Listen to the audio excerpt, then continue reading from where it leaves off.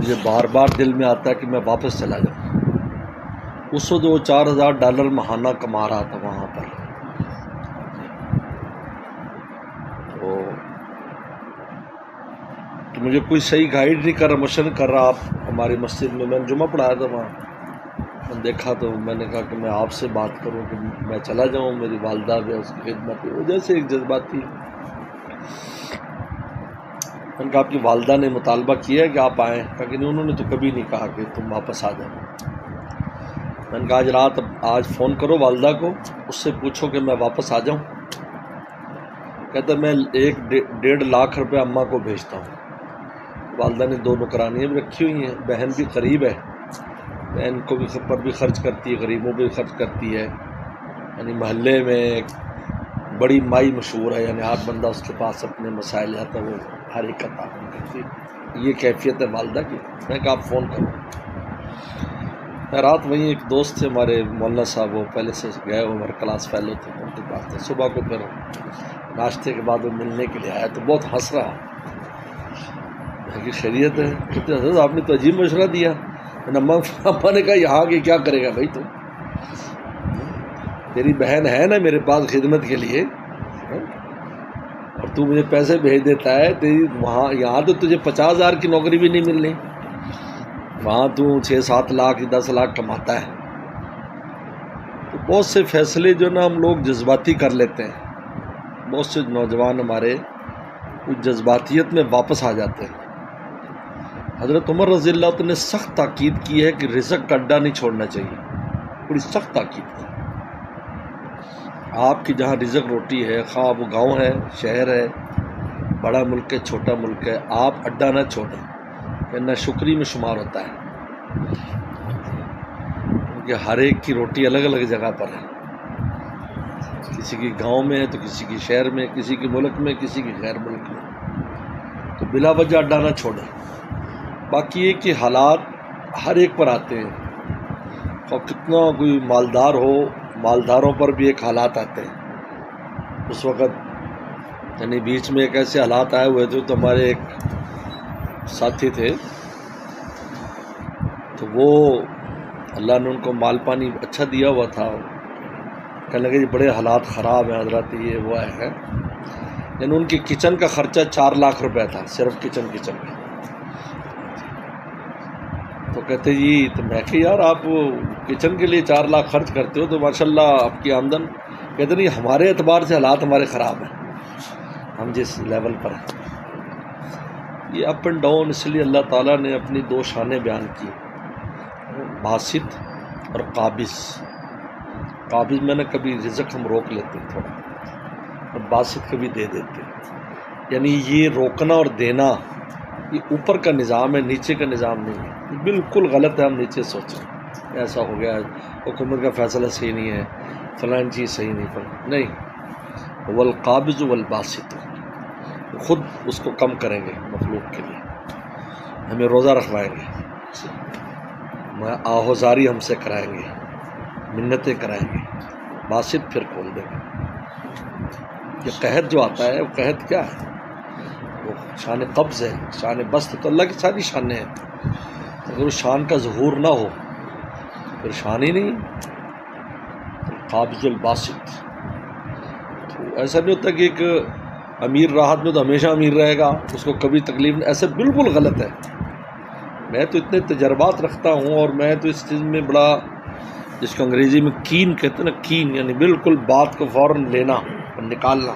یہ کیا، تو اس سے بڑی عبرت ہوتی ہے. اور واقعی اللہ تعالیٰ کی شان نظر آتی ہے کہ اللہ تعالیٰ ان حالات کو ہر ایک پر لاتے ہیں، کیونکہ جمود نہیں ہے. انسان کی زندگی میں اگر جمود آ جائے تو انسانیت ہماری ختم ہو جائے گی. ہماری زندگی تحرک کے ساتھ، حالات بدلتے رہے. موسم نہیں، یہ موسم کیوں بدلتے ہیں؟ ہماری زندگی کی ضرورت ہے، کبھی سردی، کبھی گرمی، کبھی بارش، کبھی کچھ کبھی کچھ. اس طرح ہمارے باطنی حالات ہیں. کبھی طاعتوں کا سرور ہے، کبھی اعتراف قصور ہے. کبھی ایسی نیکی میں مزہ آ رہا ہے، نیکی میں لگا ہوا ہے، کبھی نالاکی ہو جاتی ہے، اللہ معاف کر دے، معاف ادھر لگا ہوا ہے. کبھی طاعتوں کا سرور ہے، کبھی اعتراف قصور ہے. ملک کو جس کی نہیں خبر وہ حضور میرا حضور. اور عجیب بات لکھی محدثین نے مفسرین نے کہ جنت میں بھی اس سلسلے کو قائم رکھا ہے تغیر حالات کو. ہر جمعے کو جب بلایا جائے گا اللہ کے دربار میں تو اس میں حالات میں تغیر آ جائے گا. ادھر بارشیں برسیں گی جنتوں پر، عورتیں نہائیں گی، حوریں نہائیں گی، ان کی کیفیت تبدیل ہو جائے گی پہلے سے. ادھر اللہ کی زیارت کریں گے، اللہ کی سود میں بیٹھیں گے تو ان کی کیفیت تبدیل ہو جائے گی. پھر وہاں سے حدیث شریف میں آتا ہے کہ جب اللہ کے دربار سے فارغ ہوں گے تو ایک سوق الجنہ ہے، جنت کا ایک بازار ہے باقاعدہ، وہاں جائیں گے، وہاں سے سامان کا آرڈر کریں گے کہ یہ چاہیے یہ چاہیے، تو فرشتے وہ سامان پہنچا دیں گے، وہاں سے دوسرا سامان شفٹ کر دیں گے، اور وہ آپ بیڈ شیڈ جو بھی وہاں کا نظام ہوگا وہاں سے سوق الجنہ سے لے کر آئیں گے. تو آتے ہی حوریں اور ہماری بیویاں کہیں گی، حوروں کی جو سردار ہوگی وہ کہے گی یا آپ لوگوں کی وہ کیفیت ہے ہی نہیں پہلے والی، کیفیت میں بڑی ترقی ہے، حسن و جمال میں ترقی ہے، اخلاق میں نورانی، کیا تم نے کیا کہ ہم نے اللہ کے پاس سے آ رہے ہیں اس وجہ سے. تو نے کہا کہ تم بھی بہت نکھری اور ستھری ہوئی، کہا کہ یہاں نور کی بارش برسی تھی، ہم اس میں نہائی تھی، تمہاری یہ کیفیت ہے. تو وہاں نقطہ یہ لکھا ہے کہ یہ وہی تغیر ہے جو دنیا میں جس تغیر کے ساتھ ہمیں اللہ نے پالا ہے، رب العالمین ہے. ہماری جو تربیت ہے، ہم رب العالمین ہمیں رب عروت اس تغیر میں پالا ہے، کبھی ضرورت کبھی کیسے رکھتے ہیں، کبھی کیسے رکھتے ہیں.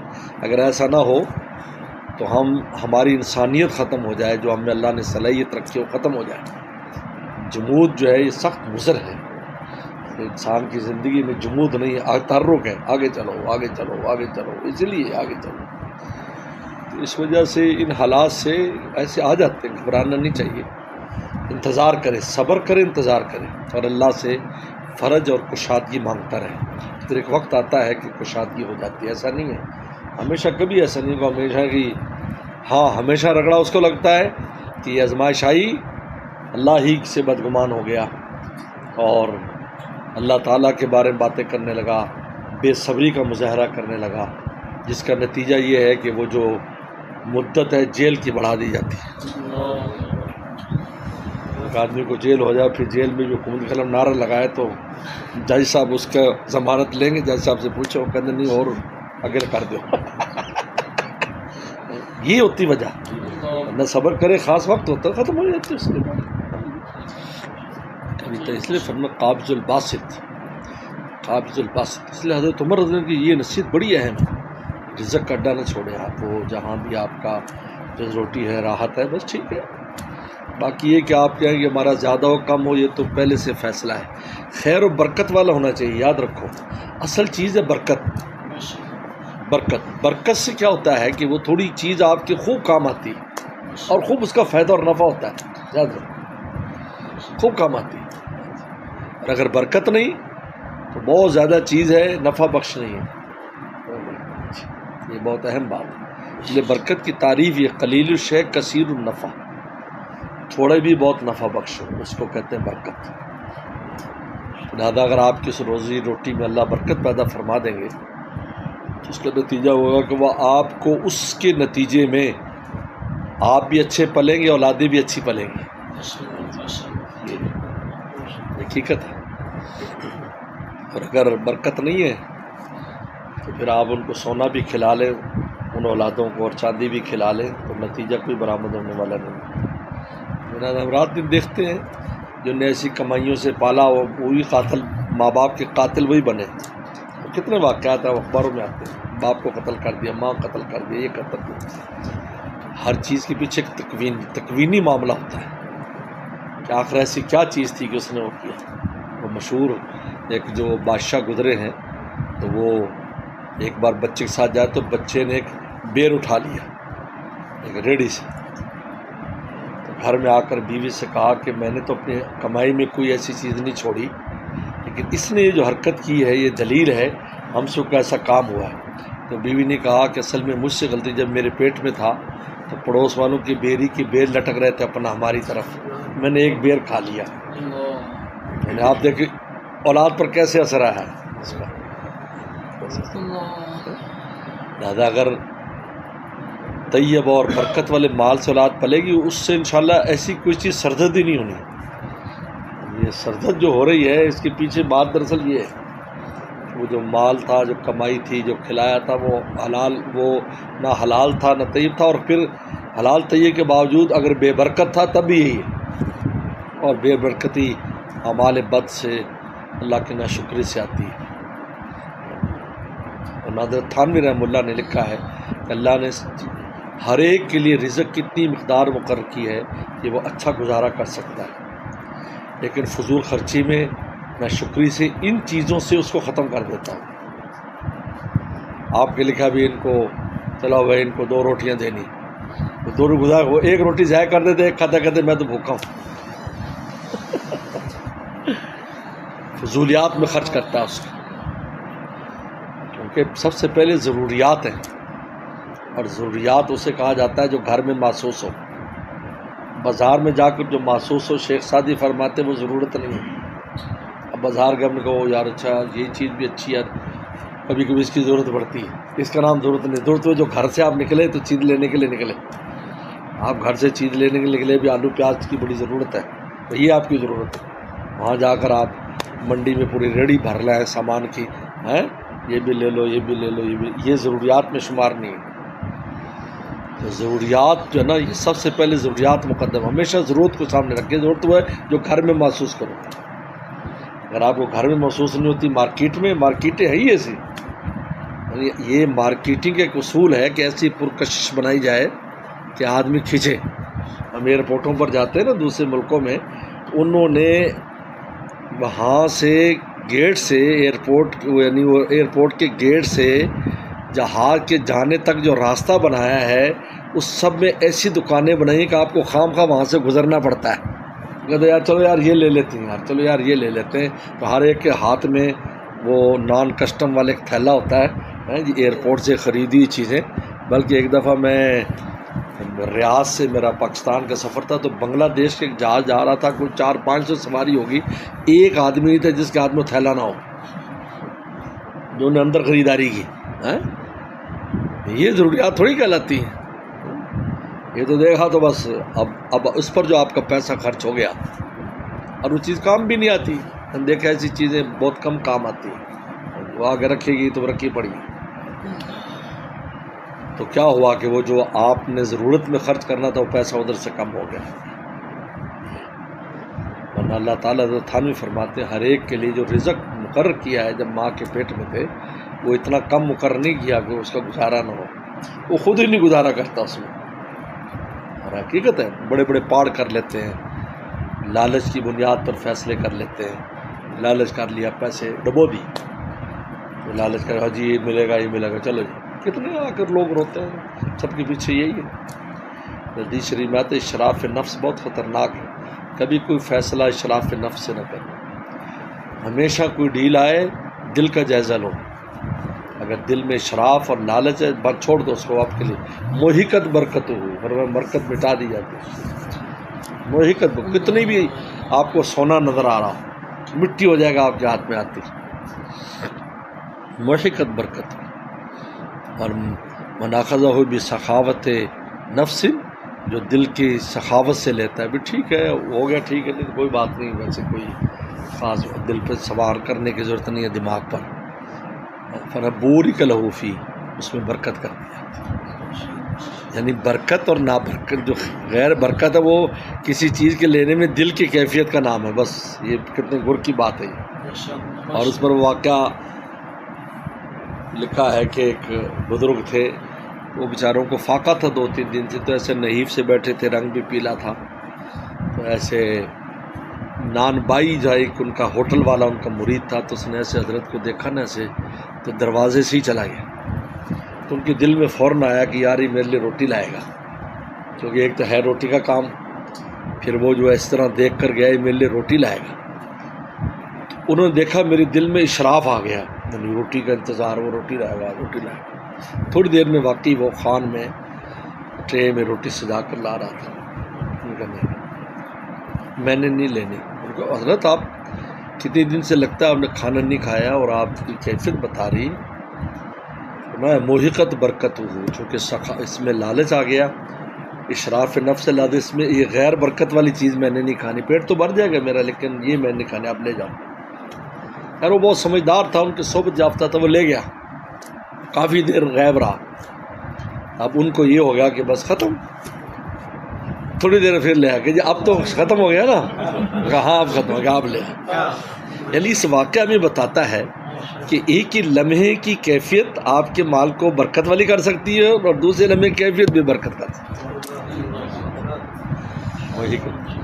عجیب بات ہے. صاحب بخاری شریف میں اس کا آتا ہے، فرمایا کہ الدنیا حلو خضرۃ، یہ دنیا میٹھی اور سرسبز ہے. من اخذہ بسخاوت قلب مرغ، من اخذہ بشراف نفس محقت برکت، برکت مٹ جائے گی. بڑے کتنا خیال کرتے تھے حضرت شیخ الہند حضرت مولانا خلیل احمد سہارنپوری رحمۃ اللہ علیہ، یعنی یہ درجے کے اعتبار سے حضرت تھانوی رحمۃ اللہ استادوں کی طرح ہیں، اتنے اونچے ہیں، کیونکہ حضرت گنگوہی کے بڑے خلیفہ ہیں. یہ شیخ زکریا رحمۃ اللہ علیہ، مولانا الیاس صاحب تبلیغ جماعت والے، مولانا یحییٰ صاحب جو شیخ زکریا کے والد، یہ سب ان کے مریدین اور خلیفہ ہیں سب. تو دونوں سفر کا حضرت تھانوی اور دونوں ٹرین میں سفر کر رہے ہیں. اب کتنی فکر یعنی نظرات کی دیکھیں. تو کہنے لگا مولانا اشرف علی مجھے ایک مسئلہ درپیش ہے. ان کا حضرت فرمائیں. اچھا حضرت تو چھوٹے تھے لیکن دل کے مسائل حل کرنے میں اللہ نے ان کو مجدد بنایا تھا. کہ مسئلہ یہ ہے کہ اب میں جاؤں گا، ہر جگہ میرے شاگرد ہیں، مریدین ہیں، تو مجھے ہدیہ دیں گے، تحفہ دیں گے، تو دل میں آپ بات آ جاتی کہ یا وہاں جائیں گے تو وہ تحفہ پیش کر دیں گے، کھانا پیش کریں گے، یہ پیش کر. اسٹیشنوں پر لوگ جمع ہو جاتے تھے سینکڑوں کی تعداد میں زیارت کے لیے، تو گاڑیاں باقاعدہ رکا کرتی تھی کافی دیر، ایسے شخصیات جب ہوتی تاکہ لوگ زیارت کر لیں. تو یہ تو اشراف نفس نہیں ہے؟